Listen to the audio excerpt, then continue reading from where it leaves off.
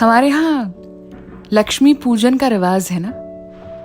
दिवाली पर अक्सर घर की बेटियों को, बहुओं को, बच्चों को मिठाइयाँ, पैसे, पटाखे, नए कपड़े, जेवर, बहुत कुछ दिया जाता है।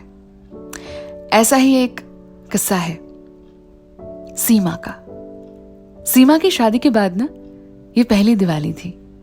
सीमा ने अपनी पूरी जिंदगी में बचपन से लेके अपनी पढ़ाई, अपनी नौकरी, एक पेन हो, चाहे कोई फेवरेट सा कुर्ता, अपनी लग्जूरियस सी गाड़ी हो, सब कुछ सिर्फ और सिर्फ अपनी कमाई से खरीदा था। और इस बात का उसे बड़ा नाज था। सीमा उनमें से थी जिसे खुद लक्ष्मी कह सकते हैं।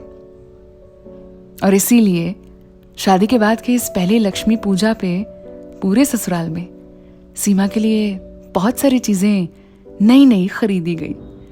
किसी ने गहने दिए तो किसी ने नई नई मिठाइयाँ बनवाई। और शगुन के तौर पे हर किसी ने एक लिफाफा नई बहू के लिए तैयार कर लिया था। अब सीमा ने पूरी जिंदगी में किसी से भी 1 रुपया कभी उधार नहीं लिया था।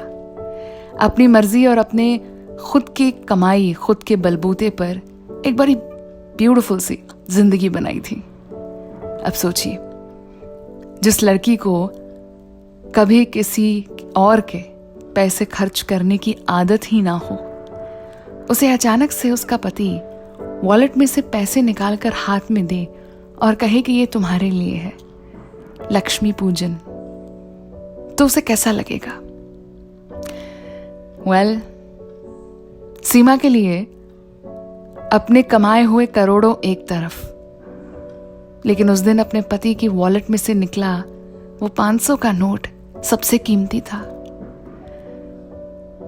आपके खास जब आपके ऊपर खर्च करते हैं तो उसे ऊपर वाले की नेमत कहते हैं। उसे पूछिए जिसे कभी नसीब नहीं हुई। रुपया कमाना एक अलग बात होती है, जरूरतें पूरी करना एक अलग बात, लेकिन कोई आप पे खर्च करे, कोई आपके लिए खर्च करे, सोचे आपके बारे में, उसे नेमत कहते हैं।